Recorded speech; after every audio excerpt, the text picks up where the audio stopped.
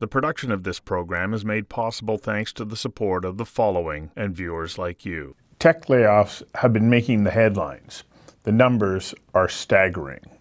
According to TrueUp's tech layoff tracker, in 2022, through more than 1,400 rounds of layoffs, 220,000 people lost their jobs. And the layoffs continued through January, where another 107,000 people were let go. Then in February, the layoffs continued. Another 35,000 people were shown the door.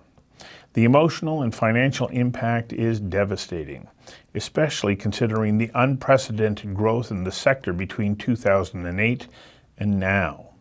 People hired in 2009 experienced 11 years of summer, says Pulliam of Refactor Coaching. He goes on to say, don't lament the loss of your job despite the punch in the gut that it feels like. Refocus and find a new and better path. For some, that may seem insensitive, but Pulliam explains, for many in the tech sector, they are in golden handcuffs.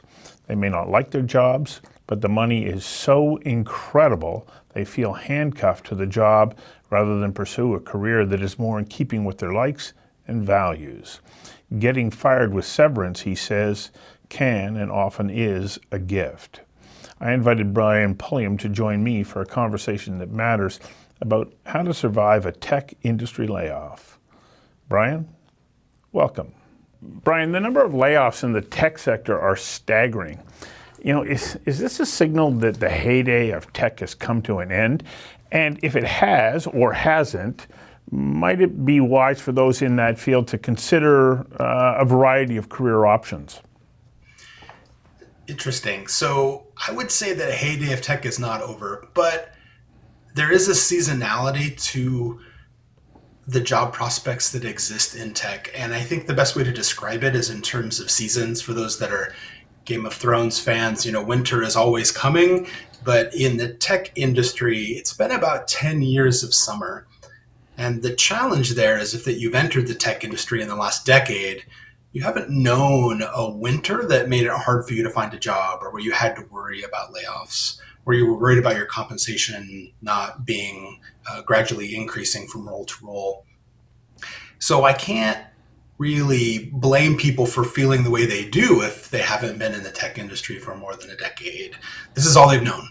And if all you've known is summer, why would you prepare for winter? But for those of us that have been in tech for 15 or 20 years, that were around more for 2000 or 2008 employment situations in tech, I think this is just another example that during these times of feast, you should be setting aside money, building skills, maybe starting a side gig in order for you to be ready for when the famine comes next. It's just not as predictable as it is for a calendar season. I can understand why somebody who's working in tech could think, well, this is going to go on forever. Well, because as you pointed out, it was unprecedented, a 10-year just boom period. But you can't also help but think that, well, everything about our lives now is connected to technology. So then there's another way of looking at this is just saying this is a way of realigning where you might fit in. Yeah, I think that's true.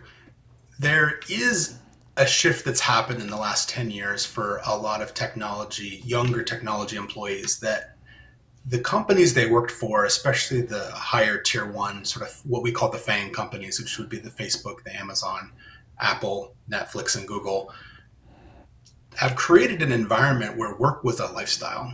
And those companies expect a lot from their employees in terms of how many hours they work. So work was family, and they would eat meals there, and they had their friends there. And for someone who has 8 to 10 years of experience to suddenly get laid off, they didn't just lose their job. They lost some of their close friends that they can't see every day.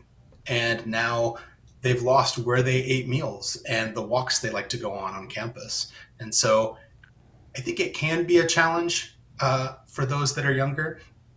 I do feel like preparing during times of prosperity is always a good idea. There's a great tiny book about this called "Who Moved My Cheese," which talks about a tale of a few different mice, and one of them found a large pile of cheese and noted it, and then kept searching the maze looking for other sets of cheese, while the other ones kind of basked in this gigantic pile of cheese, and then woke up one day and realized they had eaten it all, and they had lost all of this capability to go find uh, cheese in the rest of the maze because they no longer had that skill set. So I think if you approach it with a sense of gratitude and build your skill set while things are going well, setting aside money for yourself in order to see where your career might go, and then just kind of asking yourself once a year, hey, what would happen if I did get laid off today or got laid off this quarter? And you're prepared for something that hasn't happened in a while. I think it gives you a real deep sense of confidence. How do you share that lesson with people or that insight who haven't experienced it to help them prepare? Because I think there's a significant group of people who want to believe that we've removed the risks and dangers of life, and yet you're saying no, they haven't gone away. You need to pay attention that there may still be a challenge over the horizon. Yeah. It has a lot to do with sharing stories. Engineering, software development, it is very much an apprentice craft. You can go to a boot camp or go to college and learn some very basic table stakes skills that you need in order to enter the workplace and to be a software developer. But learning how to be an engineer or working in tech, you learn from other people. And those people have a lot of stories. I have my own stories about being laid off from a job that I loved completely unexpectedly.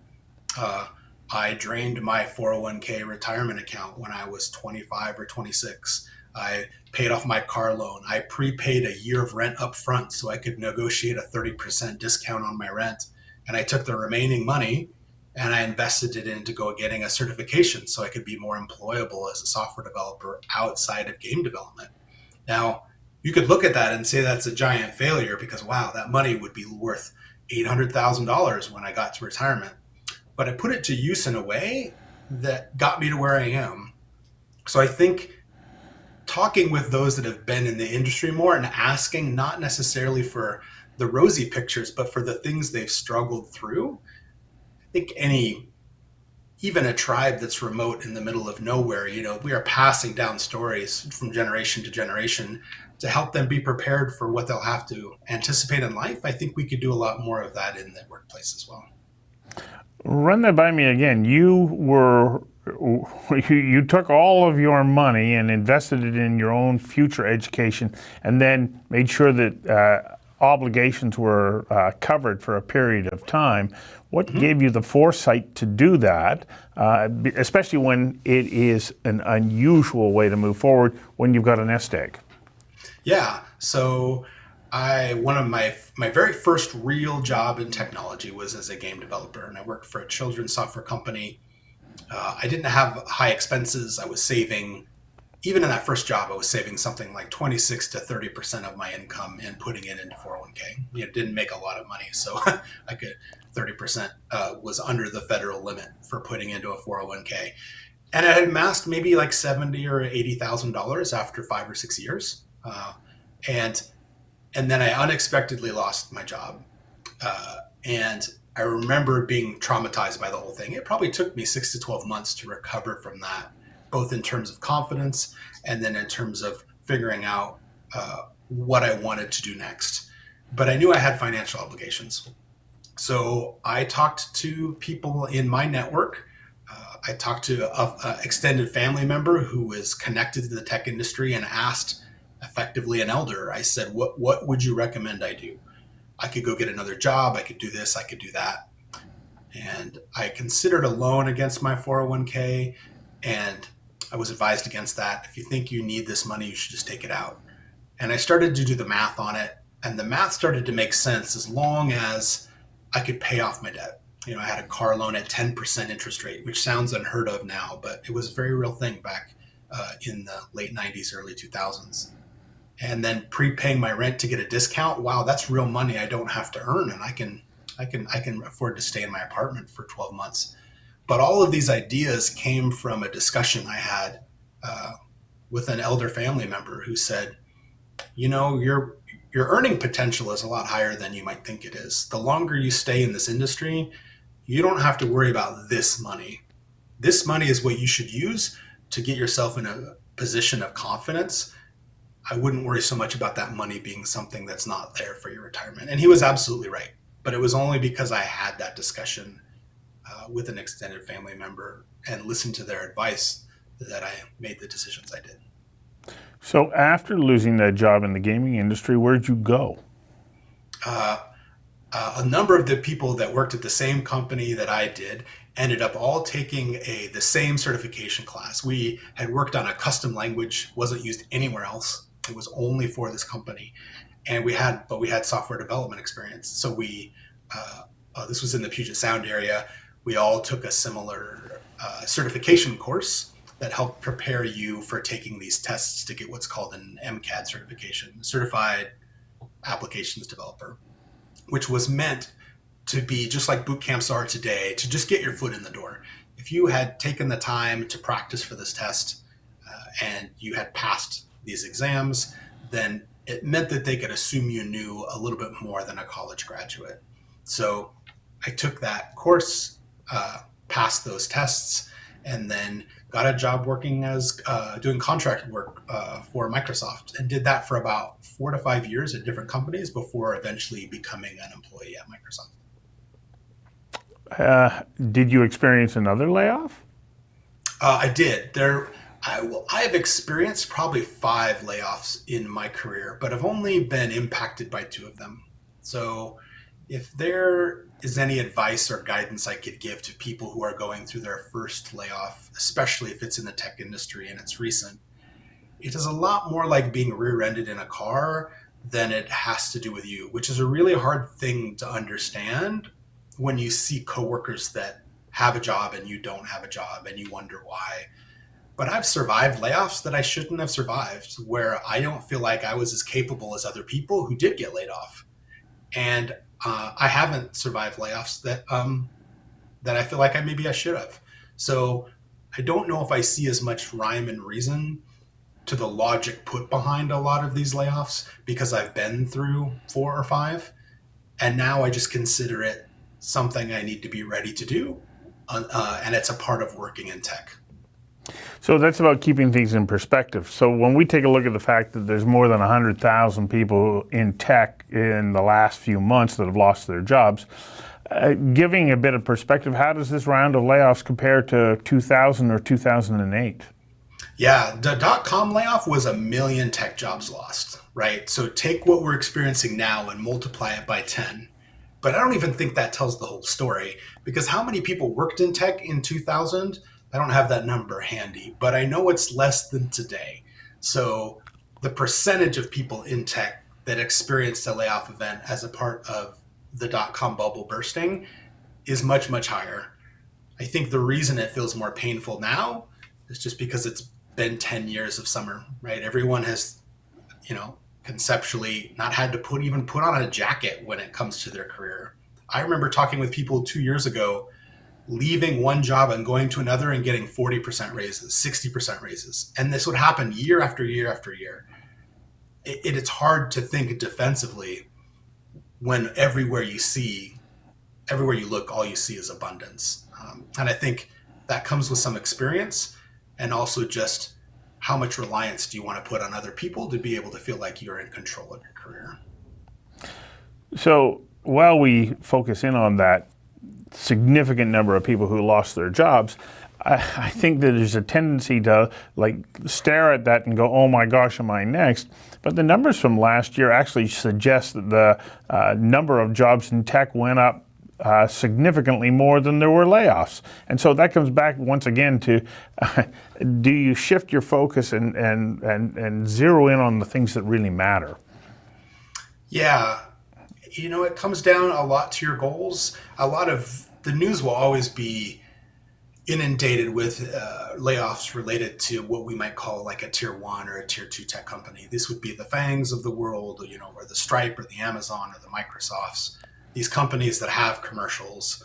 There are a lot of tech opportunities out there that for companies that will never have a commercial that you'll see on television. And In the geologic sense, layoffs are a chance for tech employees to go and find things that are more meaningful to them.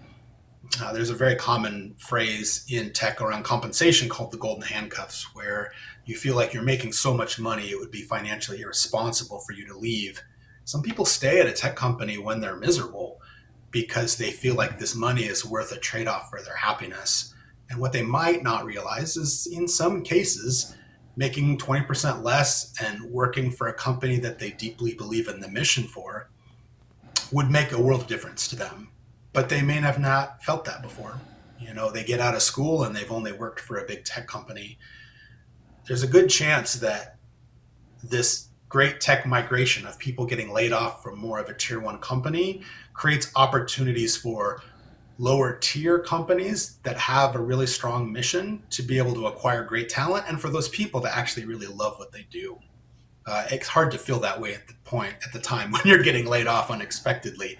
But yeah, the consolation prize is that a lot of those higher tech companies at least offer some form of severance so these people can go find something that is more in line with what they want to do going forward. Well, there's a line that I like to use when I'm not necessarily enjoying the pain that I may be going through. I tell myself, well, you never know when you're having good luck because you don't know what's around the corner that you wouldn't have seen if your circumstance hadn't suddenly changed. You found that, didn't you? Yeah, absolutely. I would even take it a step further. There is a book called "The Obstacle Is the Way," and it really is it's a little bit of stoicism mixed in there as well. But the point is, this path that you're on and these obstacles that exist, it got you to where you are. I don't know that I can look back at anything that's happened in my career and say, I wish I had not gone through that. But when everything's positive and this first negative thing happens that you weren't prepared for, it's very easy to either blame yourself. Engineers they love solving problems. And when a problem comes up that they didn't expect, they like to do what's called a postmortem, right? Or like this root cause analysis and say, well, how do we close this gap so it doesn't happen again? So if you take that engineering mindset and apply it to your career and say, well, I don't know that I will ever be able to avoid an unexpected layoff because that's what makes it unexpected. But the emotions and the stress and figuring out what to do financially, that is something I think I can prepare for. And sometimes if a layoff comes at a time when I'm not expecting it, but I have an emergency fund set aside, or I am networking, or I'm interviewing once a year, even though I love my job. I know a lot of people who interview even when they don't want to leave because it's a skill they want to keep up to date. And as it turns out, the last 3 jobs this person has had came at a time when he didn't need it. And now he's negotiating from a completely different position, not of desperation, but of abundance, and being able to say no to the things that aren't right for him. So I feel like if we take our engineering mindset that we've learned when we're writing code, shipping features, and apply it to our own career, I think that goes a long way. So after your last layoff, you created your own company. You said, okay, I'm not going to put my fate in the hands of others. You were going to go out on your own. Yep. Refactor Coaching was born. Tell me about your company and what it is that you do. Sure. So there's a concept in tech called blue-green deployments, and it's very complicated, but conceptually it's simple to understand. If I have a feature or a website and it exists in a certain way and I want to make a change so that I can make people buy more things on Amazon, I will not flip a giant switch and send everybody to this new design. I will only send maybe 1% of all of the traffic to this new version, and I will record metrics that I care about and measure it, and I will slowly turn it up. So it's kind of like a dial, right? Where like 60% are getting this and 40% are getting the old version. I do that in a controlled manner so that if it's unexpectedly awful, I can turn it back down and everything's fine. So I take the same approach with my coaching practice. I actually started my coaching practice 6 months before I got laid off. That was my 1% turn up. I said, well, I want to try this and see whether or not the people I serve find value in what I have to offer. The answer to that is unequivocally yes. I'm able to take my 26 years in tech and my 14 years in coaching and combine them in a way that a lot of engineering managers can't for their own individual contributors, the people that report to them. And when I started to see spending maybe 1 hour a day on this coaching, that a lot of people were getting value from it, and I felt very fulfilled by it, I started turning it up from 1 hour to 90 minutes a day, and then 90 minutes to 2 hours a day. And so I was in a position of making a pivot from full-time employment to this coaching practice before I even got laid off. And this, I think, is the lesson to learn that, hey, the best way to have control over your situation is not to look at your career as picking a single stock. But what if your career was more like a mutual fund, where it was a set of carefully curated different streams of income that come in, and some of them you make more money in at times, and other ones you make less money. But if any one of them doesn't do well, it's not going to significantly impact your ability to pay your mortgage, for example. So in short, I coach engineers and I coach PMs that want to be successful in tech. That usually takes the form of helping them with promotions or helping them land new jobs. You know, as you're saying that, I think about a situation that I had a number of years ago where I was talking to somebody at a bank, and I went, okay, so I'm a small business person. You'll lend a small fortune to somebody who works for me because they have one job. Yep. But you're reluctant to lend me the same amount of money because I'm running a small company, but I can demonstrate to you that I can get 50 jobs a year. Yep. Why? And I think it's, part of our mindset. We go, well, you've got stability. You've got that one job with that one company.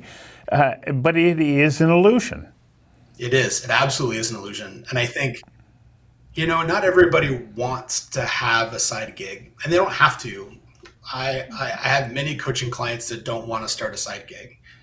But I also have somebody who I've worked with that thought he wanted a promotion.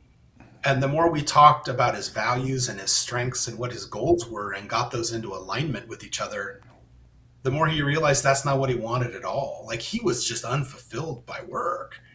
Now has started a cloud co-op where he takes technical refugees that are highly technical in nature that normally go to work at a meatpacking plant, trains them to be cloud engineers, and then create startups that give money back to the community. And those refugees get to send money back to their families and home countries to create generational wealth. Like, that's a night and day difference in terms of like his passion and what he wants to go do. But it was only something we were able to discover after sitting down and talking with him. But to your point, that is not like, if you were to look and say, are you going to offer that guy money? And the answer would probably no if you're a bank, right? He's just created the startup recently. But in terms of his fulfillment and what he wants from his career, there's nothing that could be better for him. It is a perfect fit for him. And it shows in the traction that he's willing and the work he's willing to put in to making that dream a reality. So as the headlines were sort of pouring out of the papers over the last couple of months, and you're watching this stream of people who are clearly going through a whole range of emotional and financial issues, what was the number one thing that you wanted to be able to scream out to them and say, hang on a moment, don't despair, do this? What would that do this be? Yeah, number one, this feels like it's all about you. And oftentimes it's just not. Tech companies in particular, they have to come up with a set of rules that they apply consistently to identify who to lay off. And oftentimes there are false negatives and false positives in that result set. There are people who should be in that bucket that aren't for special reasons. And there are people that shouldn't be in that bucket but are.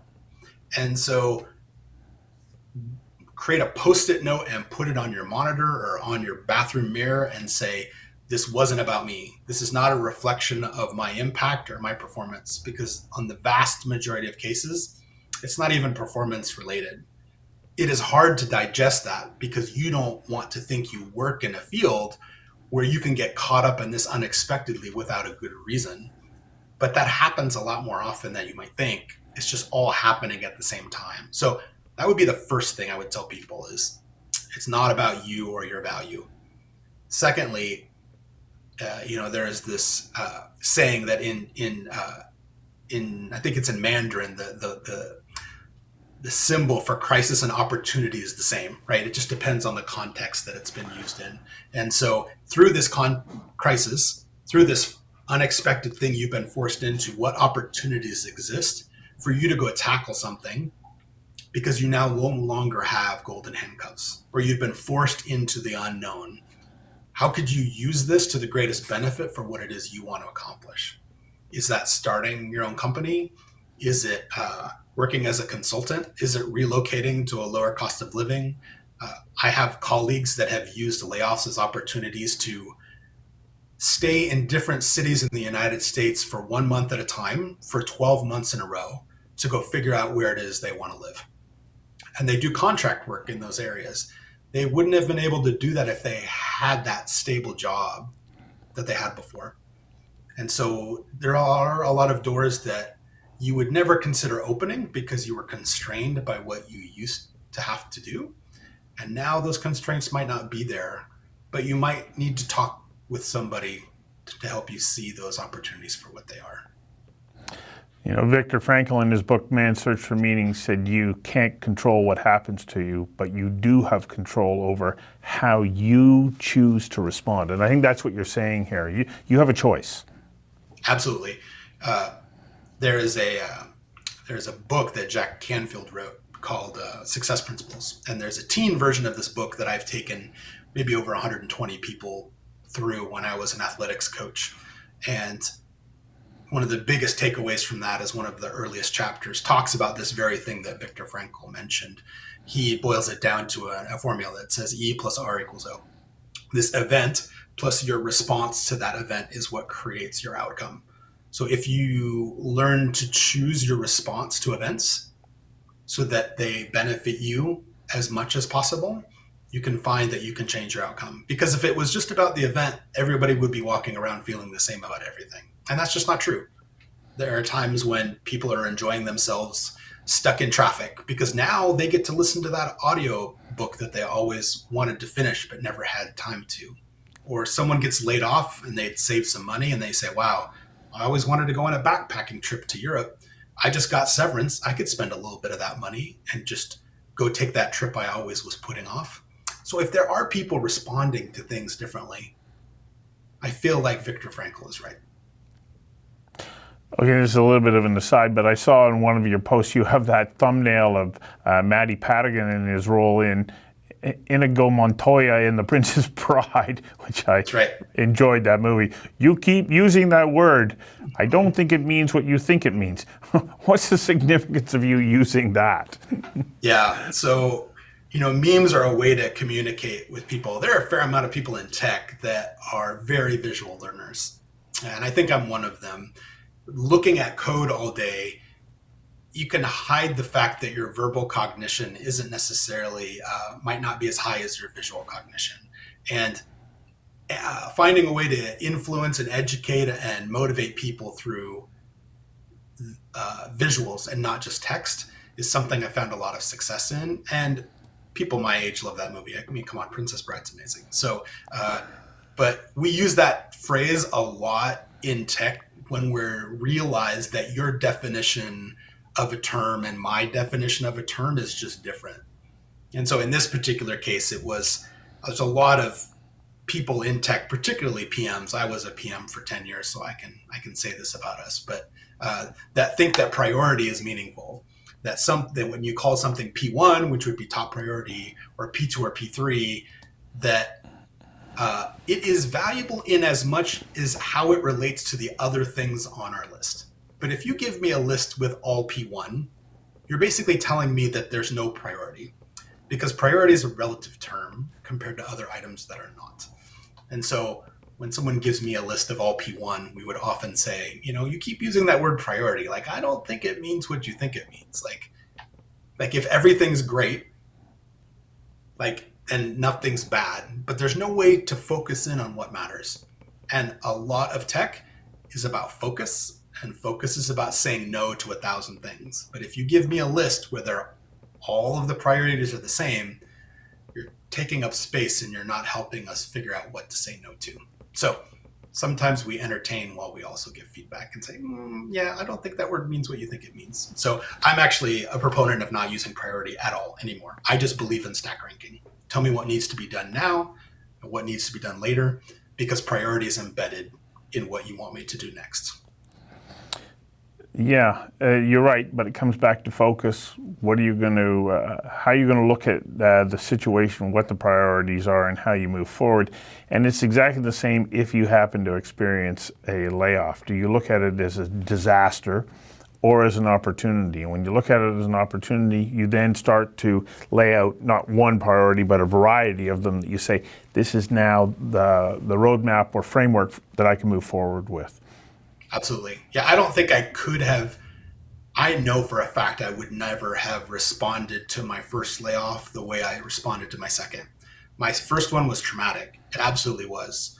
It shook my confidence in all of this work I'd put into a company. I felt like I had earned their trust. And why do I feel like I'm being betrayed? What am I going to do to be able to afford these things that I have financial commitments for? But it did teach me to approach things in a different way. There are other people I've worked with where I've been compensated very highly, but I live more modest means, so I could build these backup funds so that they would be available to me, because that's what gave me the confidence to be able to make the decision that was right for me. I mean, I'll let you in on a secret. Like, I was 2 days away from volunteering from a layoff before I got laid off from my last company. I was going to walk into my boss's office on a Thursday and say, there are people that report to me that really need this job, and I make more money than they do, and I don't think this is the right place for me. And so if we're going to have a layoff, I'd like to volunteer for it. And it turns out I never got to have that conversation. 2 days before I could even volunteer, I got laid off. So did I know it was happening? I had a sense layoffs were going to happen. I didn't know if I was going to be impacted, but the sense that I was prepared for it is why I was so confident going into it, compared to maybe others that weren't expecting it. Well, this is a thumbnail sketch of what one needs to go through in self-examination as they go through that process of having been laid off. But you're a great resource if they want more. So thank you very much for taking the time to have this conversation with me today. Sure, happy to help.